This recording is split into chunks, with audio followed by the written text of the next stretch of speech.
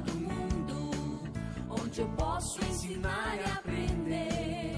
A palavra da sabedoria é a nossa EBD. Deus é o nosso diretor, o Espírito Santo nosso professor. A Bíblia é a cartilha que ensina o caminho, a verdade e a vida.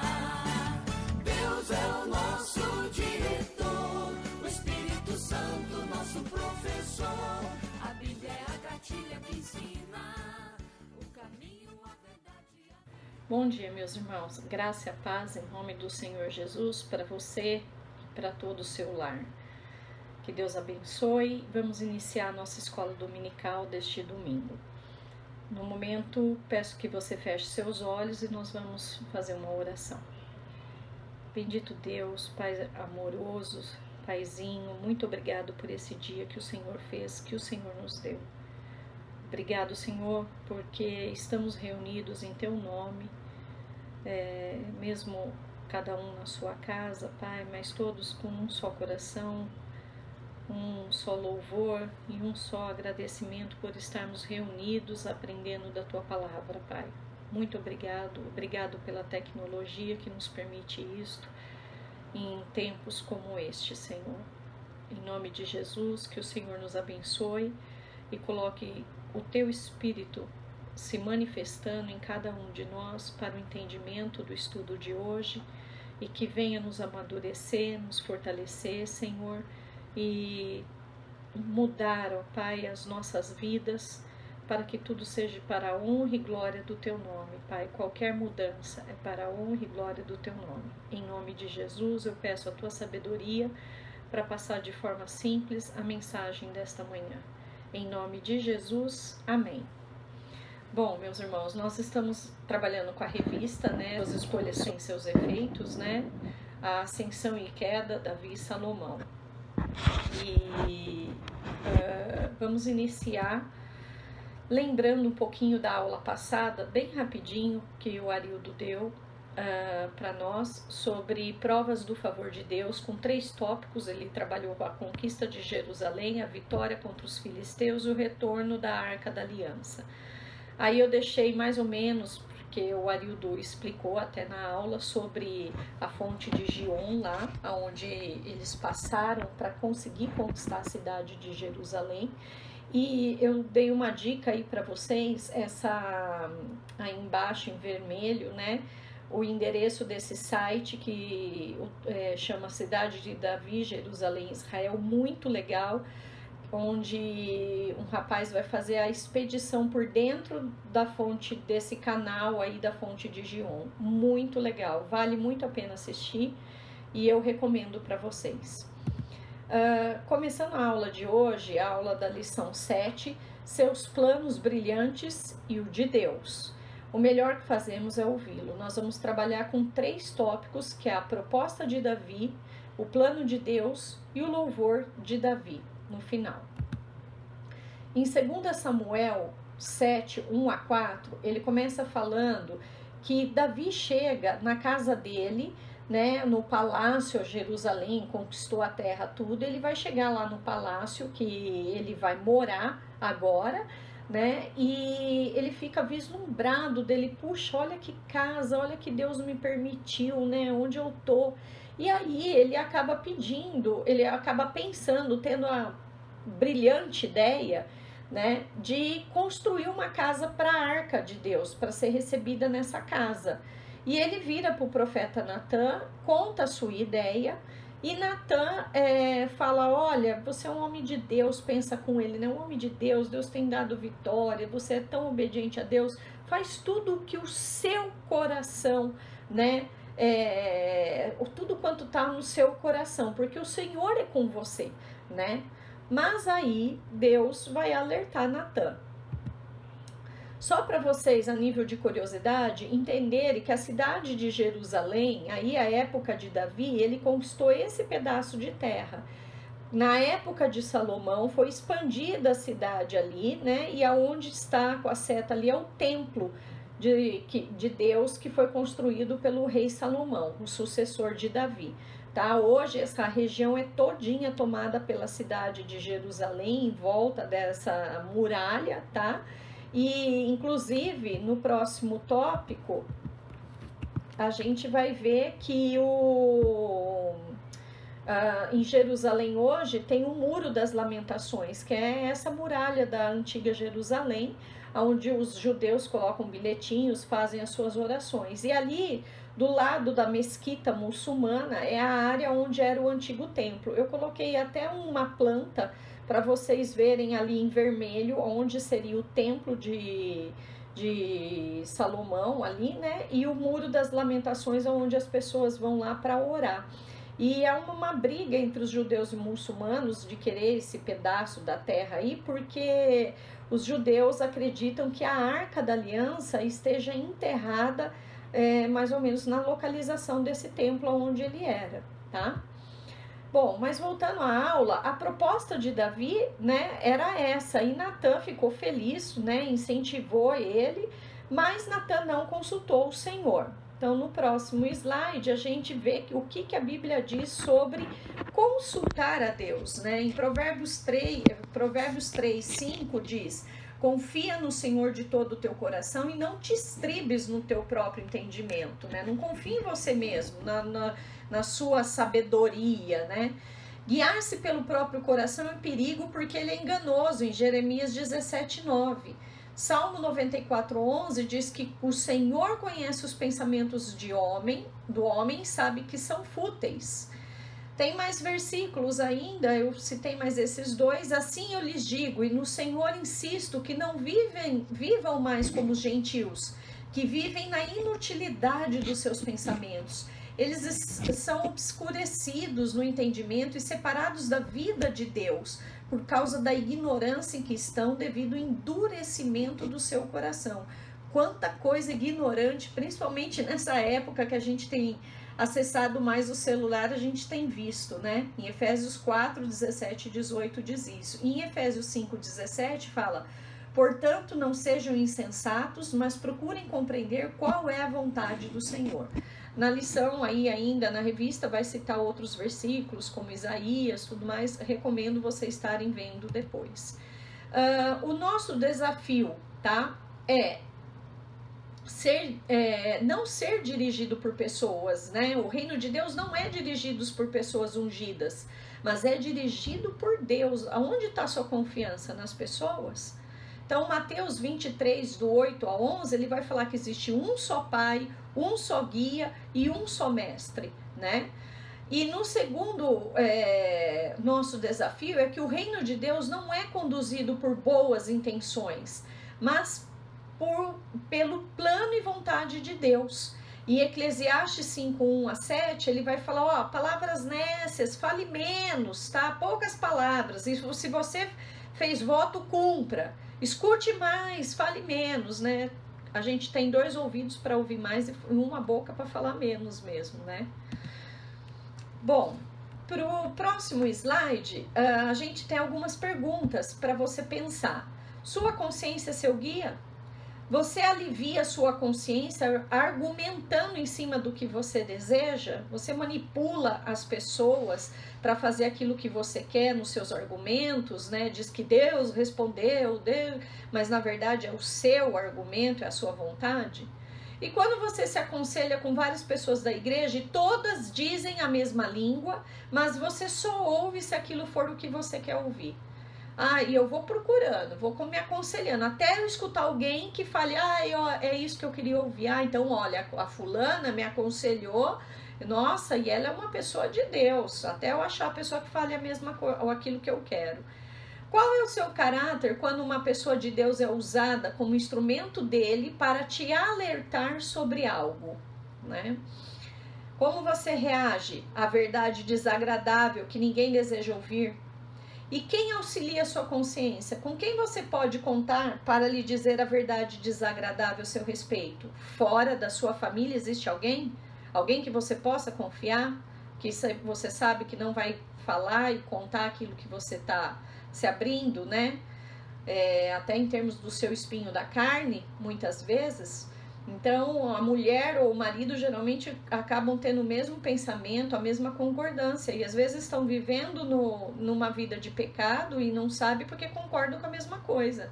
Mas se você conversar, aconselhar com alguém que você vê que é uma pessoa de Deus, de íntegra com o Senhor, e pedir um aconselhamento, né? Será que ela concorda com o pensamento que você e a sua esposa, ou você e seu marido está tendo? Vamos para o próximo tópico. Plano de Deus. 2 Samuel 7, 5 a 17. Deus vai falar assim para Davi: ô, cara, o que você tá achando? Eu pedi casa? Eu pedi algo para você? Desde quando? Né? Vai tratar esse texto do 5 a 17. Outra coisa, de onde você veio? Né? De que família? O que você era? Eu que te coloquei como príncipe e depois como rei, né? E aí vai ter as promessas de Deus de um tempo próximo e de um tempo distante, que nós vamos estar vendo, falando para o profeta Natã, e ele vai se dirigir tudo isso para o rei Davi. Então, ele dividiu em 4 subtópicos aí na revista, que Deus quer nossa obediência, nada que façamos para Deus pode ser comparado ao que ele fez por nós, Deus realiza a sua obra no seu tempo, do seu modo e para a sua glória, e o plano de Deus é bem maior do que podemos imaginar. Então, o que quer dizer esses 4 subtópicos? Que Deus estabelece os seus planos, os revela e os realiza com ou sem a nossa participação. Então, não se acha a última bolacha do pacote, tá? Porque Deus cumpre aquilo que Ele quer, com você ou sem você. Primeiro, tratando do primeiro subtópico, Deus quer a nossa obediência. Então, Deus vai falar no primeiro momento, em 2 Samuel 7, 6 a 8, falando que aonde ele pediu alguma vez para fosse construída uma casa para ele, né? E aí, vem aí a questão da obediência, porque a intenção de Davi poderia ser boa, né? Mas obedecer é você fazer algo que você não concorda. Davi estava disposto a construir aquela casa para Deus, mas não era isso que Deus queria. Você está disposto a obedecer a Deus? Porque colaborar é diferente de obedecer, é você fazer algo que você concorda. É muito nítido a gente ver isso representado nos nossos filhos ainda quando é pequenos, porque quando a adolescência jovem começa a se tornar mais rebelde, né? Mas eles bate o pé, fica bravo e faz aquilo que você está mandando. Isso é o obedecer. E obedecer é melhor do que sacrificar, porque a palavra de Deus fala em 1 Samuel 15, 22 e 23, que a rebelião é como o pecado de feitiçaria. Um exemplo, por que um pecado de feitiçaria, a rebelião? A menina não gosta de um rapaz, o rapaz vai no centro de macumba, faz um trabalho para ela, para que ela goste dele, né? Então, assim, se rebelando mesmo, indo contra a vontade da menina, mas eu vou fazer o trabalho porque ela vai ser minha, tá? Bem escrachado para vocês. A obstinação também é uma idolatria. Esse emprego vai ser meu, eu passo por cima de tudo e de todos, mas eu vou conseguir esse cargo, né? Um outro exemplo. Culto a ídolos do lar. Quem é seu ídolo do lar? Um celular, né? Que você não vive sem o celular, tem que fica o dia inteiro mexendo nele, né? Ou pode ser um filho ou uma filha, né? Que tudo, não pode, ou se tá namorando, essa pessoa não presta, aquela não quero, eu não gosto dessa, né? Na verdade que é o filho ou a filha solteira pro resto da vida. Ou o marido é o ídolo, né, com quem está falando, gerando outras consequências aí, os ciúmes, né, em relação ao marido, ou a esposa, também a mesma coisa, tá? Então, culto a ídolos do lar. Deus quer que seu povo obedeça a sua palavra, e aí Deus vem com a direção da palavra dele em todos esses textos, em Êxodo, Deuteronômio e João, capítulo 14 e capítulo 15, né? Ele vai tratar sobre isso, e sobre o que Deus quer que o seu povo faça. Obedeça, simplesmente assim, obedeça, mesmo que não concorde, tá? Como diz o ditado, se você falar, mas a minha intenção foi boa, de boas intenções o inferno tá cheio, meu irmão. e a sua vaidade fala mais alto para impor aquilo que lhe está sendo negado? Eu quero, eu vou, não, porque isso vai ser do meu jeito. A sua vaidade está sendo imposta aí? No próximo slide, a gente vai ver o segundo subtópico, que é: nada que façamos para Deus pode ser comparado ao que ele fez por nós. Em 2 Samuel 7, do 8 a 11, Deus vai colocar Davi no lugar dele. Fala assim: filho, você não era nada, não era nada. Seu pai nem sabia que você tá, onde você estava, né? Não queria, nem lembrou de mostrar você para ser rei. Eu que fiz de você príncipe, tornei você rei, né? E mais, Davi queria fazer uma retribuição a Deus. E o que é o conceito de retribuir? Eu coloquei aí para vocês. Recompensar, pagar, né, remunerar, né, ou responder de uma forma idêntica àquilo que a pessoa fez, pode ser uma atitude ou sentimentalmente, né? Então, Davi tinha um desejo de retribuição a Deus ou até mesmo de compensação por aquilo que ele nos fez. E quantos dizem: fiz ou faço tanto para Deus e ainda assim passo por tribulações? Né? Quem disse que na Bíblia fala que você não ia ter tribulação? Então, seguindo aí, ainda na palavra, retribuir é uma parte da gratidão. Mas o que fazemos no reino é infinitamente menor do que aquilo que Deus faz por nós e do que Ele faz por meio de nós, né? Em que área da sua vida você é mais tentado a alimentar seu ego e competir? Como essa tendência tem afastado de Deus, né? Existem dois egos aí: o ego da vaidade, do eu me acho, eu sou, e tem o ego de que ó pobre de mim, ó coitado de mim, né? Ou competição, quantos casais se competem dentro do próprio casamento? Ou mãe que compete com filha, pai que compete por filho, ou às vezes pelo amor da esposa, ou pelo amor da mulher, né? Enfim, não sabendo cada um se pôr dentro do seu lar, no seu lugar, tá? Então, como isso tem afastado você? Deus quer só que você trabalhe pelo reino. O nosso reino começa aqui, mas a gente ainda está no reino de pecado. O depois é o reino eterno, sem pecado, né? Que é bem difícil de imaginar. Para mim, pelo menos, é difícil de imaginar isso. Continuando, no próximo slide, uma forma de retribuição, de gratidão a Deus é o dízimo e ofertas, né? Mas tem gente que não faz. 10% eu tenho que dar. Prove por dinheiro que ele não é seu Deus. Porque Deus não precisa do seu dinheiro.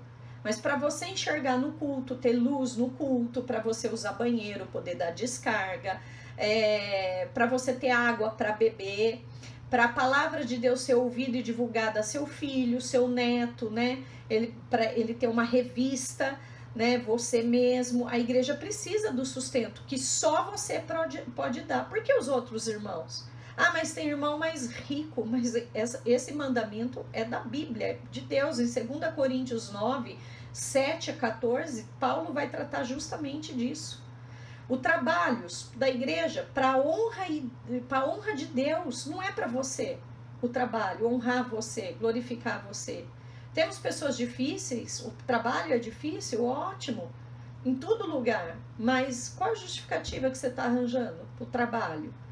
Congregar? Eu assisto pela internet. É mandamento. Eu coloquei só um aí para você, o Hebreus 10, 25.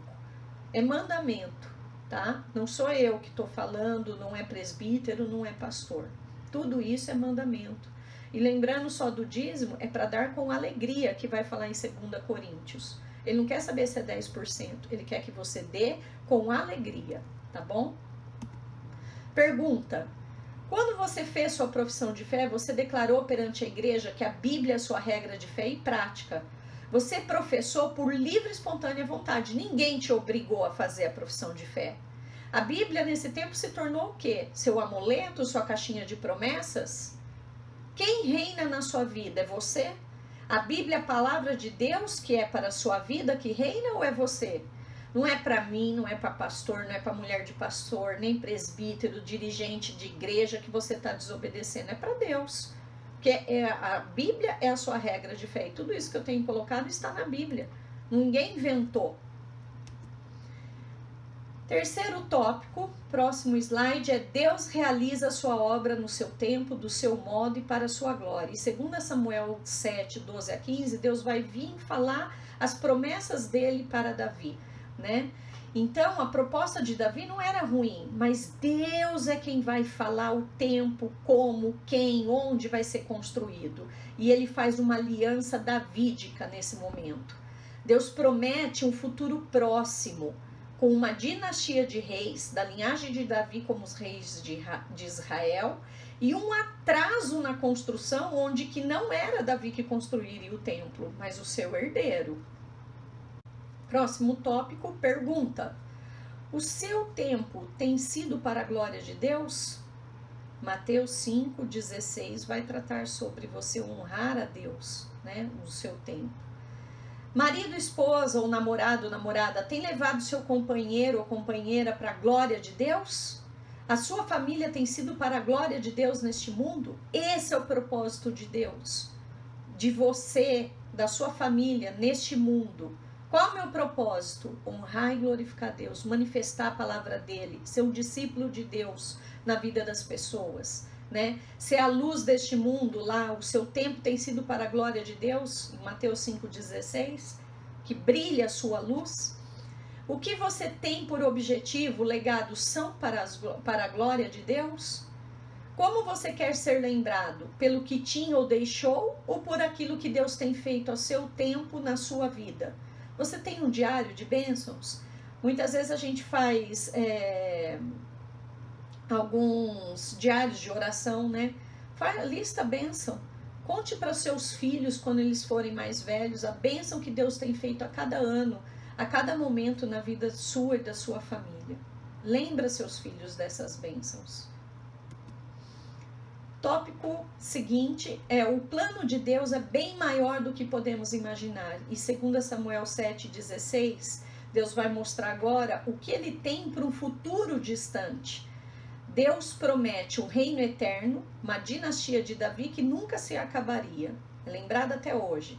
Messias vindouro, um salvador que entraria na história da humanidade por meio da linhagem de Davi e a tribo de Judá. E aí você tem todos esses versículos citados aí para você ver as promessas desse Messias, né? Que Cristo é o Messias, da vinda dele para a nossa terra, né? Então, eu deixei os tópicos aí para a gente estar visualizando. Pergunta: você está pronto para abrir mão dos seus melhores projetos e sonhos? E sonhos quando se conscientiza que Deus está realizando algo que sequer possa imaginar? Em 1 Coríntios 2,9 vai falar isso. Você sabe quais são os pensamentos de Deus para a sua vida? Você percebe que essas coisas são reveladas na palavra de Deus e estará sempre desejoso de ser conduzido a toda a verdade pelo Espírito Santo? Você quer que o Espírito Santo te conduza ou o eu seu? Em João 16, 12 a 15 vai falar sobre quem você vai conduzir a sua vida, né?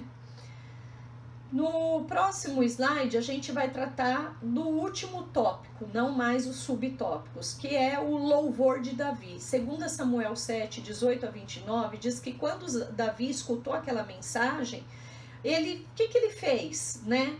A sinceridade do coração de Davi. Ele pegou a mensagem, foi pulando, cantando e dançando, foi lá para a casa do Senhor, que era onde? Na tenda, no tabernáculo, levando a Arca da Aliança lá. Não importava se ela era um palácio ou uma tenda, ali foi o lugar que Deus escolheu para ser adorado pelo povo, né?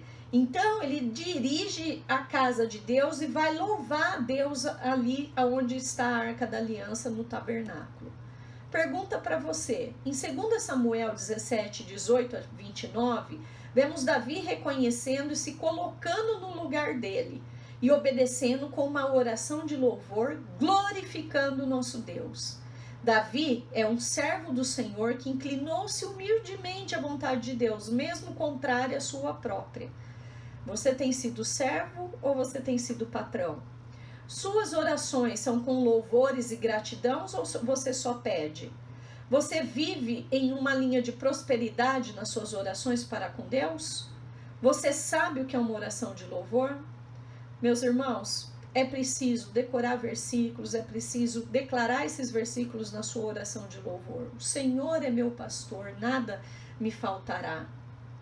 Ele me faz andar em pastos verdejantes, né? Lâmpada para os seus pés e a luz para o meu caminho. Então, assim, você decorando o versículo, quando você vai fazer a oração para Deus, você está louvando e glorificando. Quer cantando, quer você orando, tá? A oração, ela vem com louvor, gratidão a Deus, ela vem com pedido de perdão dos seus pecados, ela vem com a petição pessoal sua, ela vem com a intercessão e a meditação na palavra de Deus. Que Deus abençoe você, que essa mensagem possa ter adentrado ricamente no seu coração e na sua vida. Um ótimo domingo e que a sua semana seja abençoada junto com Deus. Em nome de Jesus. Essa é a minha oração e meu desejo do meu coração. Um beijo. Bom dia.